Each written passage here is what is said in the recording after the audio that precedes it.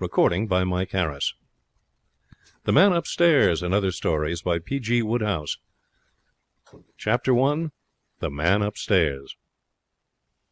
There were 3 distinct stages in the evolution of Annette Broham's attitude toward the knocking in the room above. In the beginning it had been merely a vague discomfort. Absorbed in the composition of her waltz, she had heard it almost subconsciously. The second stage set in when it became a physical pain, like red-hot pincers wrenching her mind from her music. Finally, with a thrill in indignation, she knew it for what it was, an insult. The unseen brute disliked her playing and was intimating his views with a boot heel. Defiantly, with her foot on the loud pedal, she struck, almost slapped, the keys once more. Bang from the room above. Bang, bang. Annette rose. Her face was pink, her chin tilted, her eyes sparkled with the light of battle. She left the room and started to mount the stairs. No spectator, however just, could have helped feeling a pang of pity for the wretched man who stood unconscious of imminent doom, possibly even triumphant, behind the door at which she was on the point of tapping. "Come in," cried the voice, rather a pleasant voice, but what is a pleasant voice if the soul be vile? Annette went in. The room was a typical Chelsea studio, scantily furnished and lacking a carpet. In the centre was an easel behind which were visible a pair of trousered legs. A cloud of grey smoke was curling up over the top of the easel. "I beg your pardon," began Annette. "Oh, I don't want any models at present," said the brute. "Leave your card on the table." "I am not a model," said Annette coldly. "I merely came—" At this the brute emerged from his fortifications and, removing his pipe from his mouth, jerked his chair out into the open. "I beg your pardon," he said. "Won't you sit down?" How reckless is nature in the distribution of her gifts. Not only had this black-hearted knocker-on-floors a pleasant voice, but, in addition, a pleasant exterior. He was slightly dishevelled at the moment, and his hair stood up in a disordered mop, but in spite of these drawbacks he was quite passably good-looking. Annette admitted this. Though wrathful, she was fair. "Oh, I thought it was another model," he exclaimed. "They've been coming in at the rate of 10 an hour ever since I settled here. I didn't object at first, but after about the 80th child of sunny Italy had shown up, it began to get on my nerves." Annette waited coldly till he had finished. "I am sorry," she said, in a "this is where you get yours" voice, "if my playing disturbed you." One would have thought nobody but an Eskimo wearing his furs in winter underclothing could have withstood the iciness of her manner, but the brute did not freeze. "I am sorry," repeated Annette, well below zero, "if my playing disturbed you. I live in the room below, and I heard you knocking." "No, no," protested the young man affably. "I like it. I really do." "Then why knock on the floor?" said Annette, turning to go. "It is so bad for my ceiling," she said over shoulder. "I thought you would not mind my mentioning it. Good afternoon." No, but one moment, don't go." She stopped. He was surveying her with a friendly smile. She noticed most reluctantly that he had a nice smile. His composure began to enrage her more and more. Long ere this he should have been writhing at her feet in the dust, crushed and abject. "You see," he said, I'm awfully sorry, but it's like this. I love music, but what I mean is you weren't playing a tune. It was just the same bit over and over again." "I was trying to get a phrase," said Annette, with dignity, but less coldly. In spite of herself, she was beginning to thaw. There was something singularly attractive about the shock-haired youth. "A phrase?" Of music, for my waltz. I am composing a waltz." A look of such unqualified admiration overspread the young man's face that the last remnants of the ice pack melted. For the first time since they had met, Annette found herself positively liking this blackguardly floor smiter. "Can you compose music?" he said, impressed. "Well, yes, I've written 1 or 2 songs." "It must be great to be able to do things, artistic things, I mean, like composing." Well, you do, don't you? You paint." The young man shook his head with a cheerful grin. "I fancy," he said, "I should make a pretty good house painter. I want scope. Canvas seems to cramp me." It seemed to cause him no discomfort. He appeared rather amused than otherwise. "Oh, let me look." She crossed over to the easel. "Oh, I shouldn't," he warned her. "You really want to? Is this not mere recklessness? Very well, then." To the eye of the experienced critic, the picture would certainly have seemed crude. It was a study of a dark-eyed child holding a large black cat. Statisticians estimate that there is no moment during the day when one or more young artists somewhere on the face of the globe are not painting pictures of children holding cats. "I call it Child and Cat," said the young man. "Rather a neat title, don't you think? Gives you the main idea of the thing right away. That," he explained, pointing obligingly with the stem of his pipe, "is the cat." Annette belonged to that large section of the public which likes or dislikes a picture according to whether its subject happens to please or displease them. Probably there was not one of the million or so child and cat eyesores at present in existence which she would not have liked. Besides, he'd been very nice about her music. "I think it's splendid," she announced. The young man's face displayed almost more surprise than joy. "Do you really?" he said. "Then I can die happy. That is, if you'll let me come down and listen to those songs of yours first." "You would only knock on the floor," objected Annette. "I'll never knock on another floor as long as I live," said the ex-brute reassuringly. "I hate knocking on floors. I don't see what people want to knock on floors for, anyway." Friendships ripen quickly in Chelsea.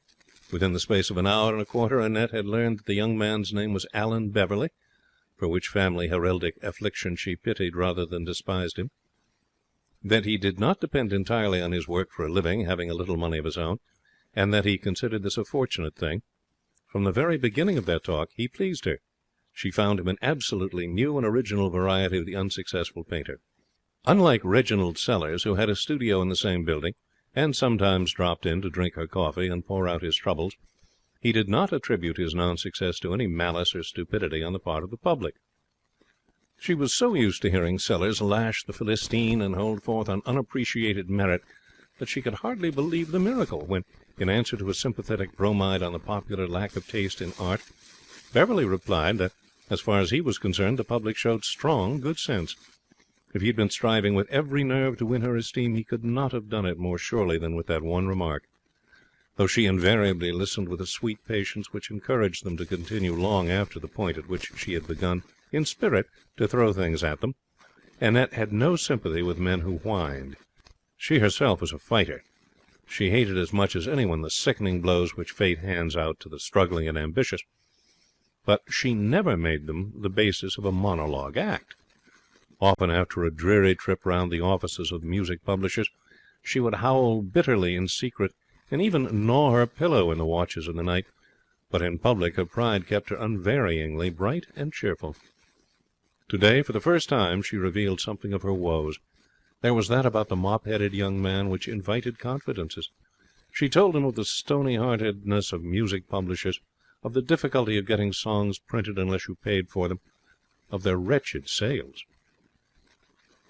"But those songs you've been playing," said Beverley, "they've been published." "Well, yes, those 3, but they're the only ones." And didn't they sell?" "Well, hardly at all. You see, a song doesn't sell unless somebody well-known sings it.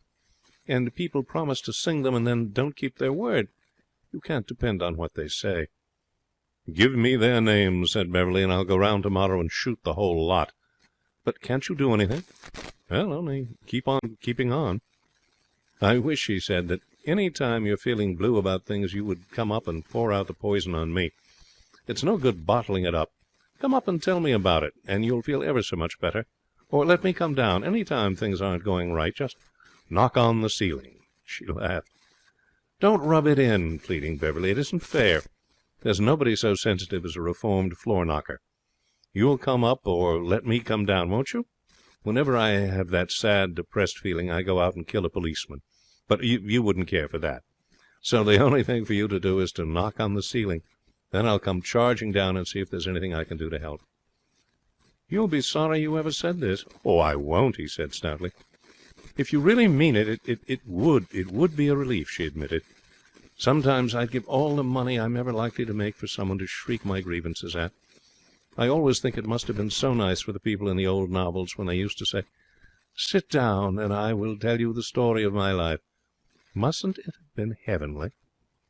Well, said Beverley, rising, you know where I am if I'm wanted, right up there where the knocking came from.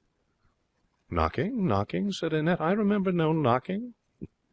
Would you mind shaking hands? Said Beverley. A particularly maddening hour with one of her pupils drove her up the very next day. Her pupils were at once her salvation and her despair. They gave her the means of supporting life, but they made life hardly worth supporting. Some of them were learning the piano, others thought they sang. All had solid ivory skulls. There was about a teaspoonful of grey matter distributed among the entire squad, and the pupil Annette had been teaching that afternoon had come in at the tail end of the division. In the studio, with Beverley, she found Reginald Sellers standing in a critical attitude before the easel. She was not very fond of Sellers. He was a long, offensive, patronizing person, with a moustache that looked like a smear of charcoal, and a habit of addressing her as, "Ah, little one." Beverley looked up. "Have you brought your hatchet, Miss Brougham? If you have, you're just in time to join in the massacre of the innocents. Sellers has been smiting my child and cat hip and thigh. Look at his eye. There. Did you see it flash then? He's on the warpath again." "My dear Beverley," said Sellers rather stiffly, "I am merely endeavouring to give you my idea of the picture's defect. I'm sorry if my criticism has to be a little harsh." "Go right on," Beverley cordially said. "Don't mind me. It's all for my good." "Well, in a word, then, it's lifeless. Neither the child nor the cat lives." He sat back a pace and made a frame of his hands. The cat, now," he said, it is, how shall I put it, it has no that kind of cat wouldn't," said Beverley. "It isn't that breed." "I think it's a dear cat," said Annette. She felt her temper, always quick, getting the better of her. She knew just how incompetent Sellers was, and it irritated her beyond endurance to see Beverley's good-humoured acceptance of his patronage. "At any rate," said Beverley with a grin, "you both seem to recognize that it is a cat. You're solid on that point, and that's something, seeing I'm only a beginner." "Oh, I know, my dear fellow, I know," said Sellers graciously. "You mustn't let my criticism discourage you. Don't think that your work lacks promise. Far from it. I'm sure that in time you'll do very well indeed, quite well." A cold glitter might have been observed in Annette's eyes. "Mr. Sellers," she said smoothly, "had to work very hard himself before he reached his present position. You know his work, of course?" For the first time Beverley seemed somewhat confused. Why, he began. "Oh, but of course you do. It's in all the magazines." Beverley looked at the great man with admiration and saw that he had flushed uncomfortably. He put this down to the modesty of genius. In the advertising pages," said Annette, "Mr. Sellers drew that picture of the Waukesha shoe, and the Restawhile settee, and the tin of sardines in the Little Gem sardine advertisement. He's very good at still life." There was a tense silence. Beverley could almost hear the voice of the referee uttering the count. "Miss Brougham," said Sellers at last, spitting out the words, "has confined herself to the purely commercial side of my work. There is another." "Why, of course there is. You sold a landscape for £5 only 8 months ago, didn't you? And another 3 months before that." It was enough. Sellers bowed stiffly and stalked from the room. Beverley picked up a duster and began slowly to sweep the floor with it. "What are you doing?" demanded Annette in a choking voice. "The fragments of the wretched man," whispered Beverley. "They must be swept up and decently interred. You certainly have got the punch, Miss Brougham." He dropped the duster with a startled exclamation, for Annette had suddenly burst into a flood of tears. With her face buried in her hands, she sat in a chair and sobbed desperately. "Good Lord," said Beverley blankly. "I'm a cat. I'm a beast. I hate myself." "Good Lord," said Beverley blankly. "I'm a pig. I'm a fiend." "Good Lord," said Beverley blankly. "We're all struggling and trying to get on and having hard luck, and instead of doing what I can to help, I go and taunt him with not being able to sell his pictures. I'm not fit to live." "Good Lord," said Beverley blankly. A series of gulping sobs followed, diminishing by degrees into silence. Presently she looked up and smiled, a moist and pathetic smile. "I'm sorry," she said, "for being so stupid, but he is so horrid and patronizing to you. I couldn't help scratching. I believe I'm the worst cat in London." "No, this is," said Beverley, pointing to the canvas, "at least according to the late Sellers. But I say, tell me, isn't the deceased a great artist, then? He came curvetting in here with his chest out and started to slate my masterpiece, so I naturally said, "What ho, 'tis a genius, isn't he?"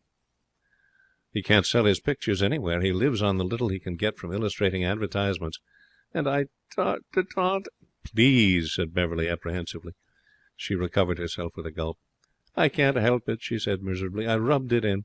Oh, it was hateful of me, but I was all on edge from teaching one of my awful pupils, and when he started to patronize you... She blinked.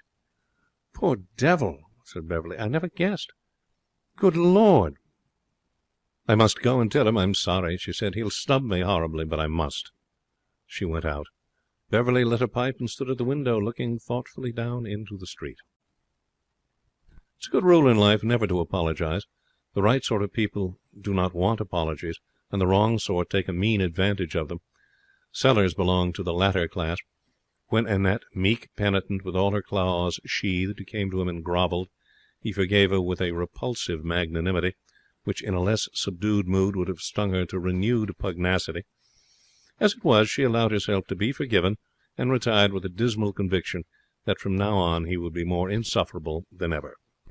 And her surmise proved absolutely correct. His visits to the newcomer's studio began again, and Beverley's picture, now nearing completion, came in for criticism enough to have filled a volume. The good humour with which he received it amazed Annette. She had no proprietary interest in the painting beyond what she acquired from a growing regard for its parent, which disturbed her a good deal when she had time to think of it. But there were moments when only the recollection of a remorse for her previous outbreak kept her from rending the critic. Beverley, however, appeared to have no artistic sensitiveness whatsoever. When Sellers savaged the cat in a manner which should have brought the S.P.C.A. down upon him, Beverley merely beamed. His long-sufferingness was beyond Annette's comprehension. She began to admire him for it. To make his position as critic still more impregnable, Sellers was now able to speak as one having authority. After years of floundering, his luck seemed at last to have turned. His pictures, which for months had lain at an agent's, careened like crippled battleships, had at length begun to find a market. Within the last 2 weeks 3 landscapes and an allegorical painting had sold for good prices, and under the influence of success he expanded like an opening floweret. When Epstein, the agent, wrote to say that the allegory had been purchased by a Glasgow plutocrat of the name of Bates for 160 guineas, Sellers' views on Philistines and their crass materialism and lack of taste underwent a marked modification. He spoke with some friendliness of the man Bates. To me, said Beverley, when informed of the event by Annette, the matter has a deeper significance. It proves that Glasgow has at last produced a sober man. No drinker would have dared face that allegory. The whole business is very gratifying. Beverley himself was progressing slowly in the field of art. He had finished The Child and Cat, and had taken it to Epstein together with a letter of introduction from Sellers. Sellers' habitual attitude now was that of the kindly celebrity who has arrived and wishes to give the youngsters a chance. Since its departure, Beverley had not done much in the way of actual execution. Whenever Annette came to his studio, he was either sitting in a chair with his feet on the window-sill smoking, or in the same attitude listening to Sellers' views on art. Sellers, being on the upgrade, a man with many pounds to his credit in the bank, had more leisure now. He'd given up his advertisement work and was planning a great canvas, another allegorical work. This left him free to devote a good deal of time to Beverley, and he did so. Beverley sat and smoked through his harangues. He may have been listening, or he may not. Annette listened once or twice, and the experience had the effect of sending her to Beverley quivering with indignation. "Why do you let him patronize you like that?" she demanded. "If anybody came and talked to me like that about my music, I don't know what I'd do. Yes, even if he were really a great musician."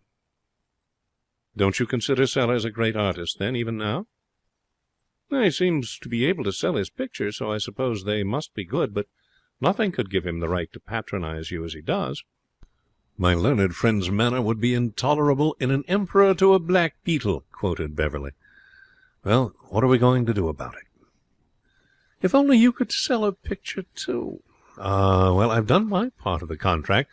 I've delivered the goods. There the thing is at Epstein's. The public can't blame me if it doesn't sell. All they've got to do is waltz in their thousands and fight for it. And, by the way, talking of waltzes... Oh, it's finished, said Annette dispiritedly. Published, too, for that matter. Published? What's the matter, then? Why this drooping sadness? Why aren't you running around the square singing like a bird? Because, said Annette, unfortunately I had to pay the expenses of publication. It was only £5, but the sales haven't caught up with that yet. If they ever do. Perhaps there'll be a new edition. And will you have to pay for that? No, the publishers would. And who are the publishers? Gruzinski and Buchterkirch. Heavens, then what are you worrying about? The thing's assert. A man with a name like Gruzinski could sell 12 editions by himself, helped and inspired by Buchterkirch, who will make the waltz the talk of the country. Infants will croon it in their cots. He didn't seem to think so when I saw him last. Well, of course not. He doesn't know his own power. Gruzinski's shrinking diffidence is a byword in musical circles. He is the genuine human violet. You must give him time. I'll give him anything if he'll only sell an edition or two, said Annette. The outstanding thing was that he did. There seemed no particular reason why the sale of that waltz should not have been as small and as slow as that of any other waltz by an unknown composer, but almost without warning it expanded from a trickle into a flood. Gruzinski, beaming paternally whenever Annette entered the shop, which was often, announced 2 new editions in a week. Beverley, his artistic growth still under a watchful eye of Sellers, said he had never had any doubts as to the success of the thing from the moment when a single phrase of it had so carried him away that he had been compelled to stamp his applause enthusiastically on the floor. Even Sellers forgot his own triumphs long enough to allow him to offer affable congratulations, and money came rolling in, smoothing the path of life. Yes, indeed, those were the great days. There was a hat. Life, in short, was very full and splendid. There was indeed but one thing which kept it from being perfect. The usual drawback to success is that it annoys one's friends so, but in Annette's case this drawback was absent. Sellers' demeanour towards her was that of an old established inmate welcoming a novice into the Hall of Fame. Her pupils, worthy souls though bone-headed, fawned upon her.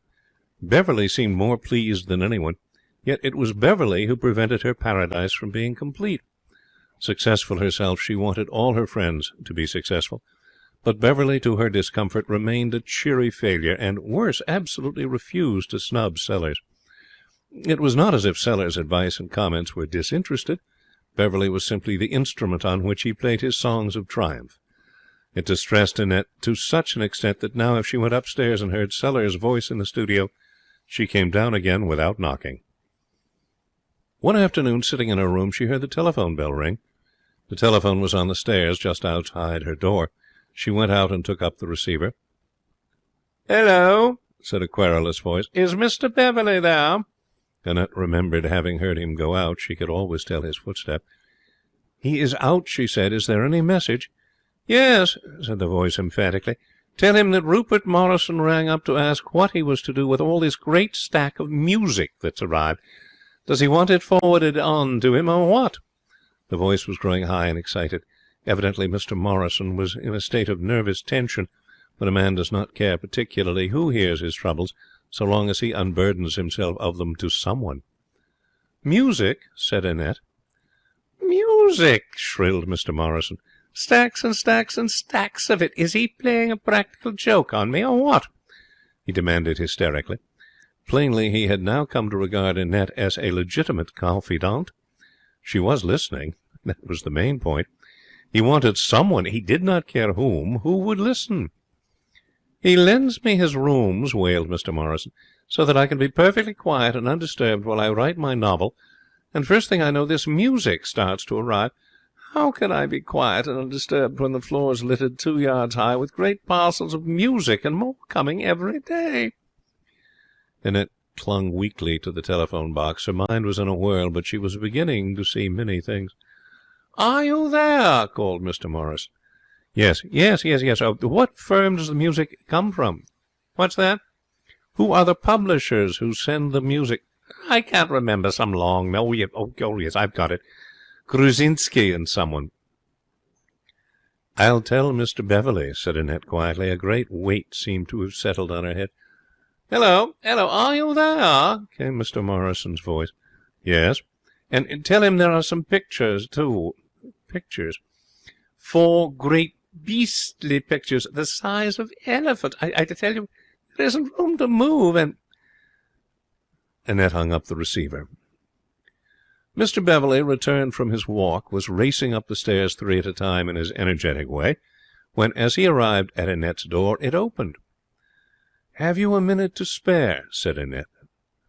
"Of course. What's the trouble? Have you sold another edition of the waltz?" "I have not heard, Mr. Bates." For once she looked to see the cheerful composure of the man upstairs become ruffled. But he received the blow without agitation. "You know my name?" he said. "I know a good deal more than your name. You are a Glasgow millionaire." "Yes, it's true," he admitted, "but it's heredity. My father was one before me." "And you use your money," said Annette bitterly, "creating fools' paradises for your friends, which last, I suppose, until you grow tired of the amusement and destroy them. Doesn't it ever strike you, Mr. Bates, that it's a little cruel? Do you think Mr. Sellers will settle down again cheerfully to hack work when you stop buying his pictures, and he finds out that... "Well, I shan't stop," said the young man. "If a Glasgow millionaire mayn't buy Sellers' allegorical pictures, whose allegorical pictures may he buy? Sellers will never find out. He'll go on painting, and I'll go on buying, and all will be joy and peace." "Indeed? And what future have you arranged for me?" "You," he said reflectively. "Well, you. I want to marry you." Annette stiffened from head to foot. He met her blazing eyes with a look of quiet devotion. "Marry me?" "Oh, I know what you're thinking," he said. "Your mind is dwelling on the prospect of living in a house decorated throughout with Sellers' allegorical pictures. But it won't be. We'll store them in the attic." She began to speak, but he interrupted her. "Listen," he said. "Sit down, and I will tell you the story of my life. Well, we'll skip the first 28 years and 3 months, merely mentioning that for the greater part of that time I was looking for somebody just like you. A month and 9 days ago I found you. You were crossing the embankment. I was also on the embankment, in a taxi. I stopped the taxi, got out, and observed you just stepping into the Charing Cross Underground. I sprang—" "This does not interest me," said Annette. "Oh, but the plot thickens," he assured her. "We left our hero springing, I think, just so. Well, you took the West End train and got off at Sloane Square. So did I. You crossed Sloane Square, turned up King's Road, and finally arrived here. I followed. I saw a notice up, 'Studio to let.' I reflected that, having done a little painting in an amateur way, I could pose as an artist all right, so I took the studio. Also, the name of Alan Beverley. My own is Bill Bates. I had often wondered what it would feel like to be called by some name like Alan Beverley or Cyril Trevelyan. It was simply the spin of the coin which decided me in favour of the former. Once in, the problem was how to get to know you. When I heard you playing, I knew it was all right. I had only to keep knocking on the floor long enough." "Do you mean to tell me," Annette's voice trembled, "do you mean to tell me that you knocked that time simply to make me come up?" "That was it. Rather a scheme, don't you think? And now, would you mind telling me how you found out that I had been buying your waltz? Those remarks of yours about fools' paradises were not inspired solely by the affairs of Sellers. But it beats me how you did it. I swore Rosinski, or whatever his name is, to secrecy." "A Mr. Morrison," said Annette indifferently, "rang up on the telephone and asked me to tell you that he was greatly worried by the piles of music which were littering the rooms you lent him." The young man burst into a roar of laughter. "Poor old Morrison! I forgot all about him. I lent him my rooms at the Albany. He's writing a novel, and he can't work if the slightest thing goes wrong. It just goes to show—" "Mr. Bates." "Yes. Perhaps you didn't intend to hurt me. I dare say you meant only to be kind. But, oh, can't you see how you have humiliated me? You've treated me like a child, giving me a make-believe success just to keep me quiet, I suppose. He was fumbling in his pocket. "May I read you a letter?" he said. "A letter?" "Quite a short one. It's from Epstein, the picture dealer. This is what he says. 'Sir,' meaning me, not dear Bill, mind you, just 'Sir, I am glad to be able to inform you that I have this morning received an offer of 10 guineas for your picture, Child and Cat. Kindly let me know if I am to dispose of it at this price." "Well?" said Annette in a small voice. "I have just been to Epstein's. It seems that the purchaser is a Miss Brown. She gave an address in Bayswater. I called at the address. No Miss Brown lives there, but one of your pupils does. I asked her if she was expecting a parcel from Miss Brown, and she said that she had had your letter and quite understood, and would take it in when it arrived." Annette was hiding her face in her hands. "Go away," she said faintly. Mr. Bates moved a step nearer. "Do you remember that story of the people on the island who eked out a precarious livelihood by taking in one another's washing?" he asked casually. "Go away," cried Annette. "I've always thought," he said, "that it must have drawn them very close together, made them feel rather attached to each other, don't you?" "Go away." "I don't want to go away. I want to stay and hear you say you'll marry me." "Please go away. I want to think." She heard him moving towards the door. He stopped, then went on again. The door closed quietly. Presently from the room above came the sound of footsteps. Footsteps pacing monotonously to and fro like those of an animal in a cage. Annette sat listening. There was no break in the footsteps. Suddenly she got up. In one corner of the room was a long pole used for raising and lowering the window sash. She took it and for a moment stood irresolute. Then, with a quick movement, she lifted it and stabbed 3 times at the ceiling. End of Story 1. The Man Upstairs. Recording by Mike Harris.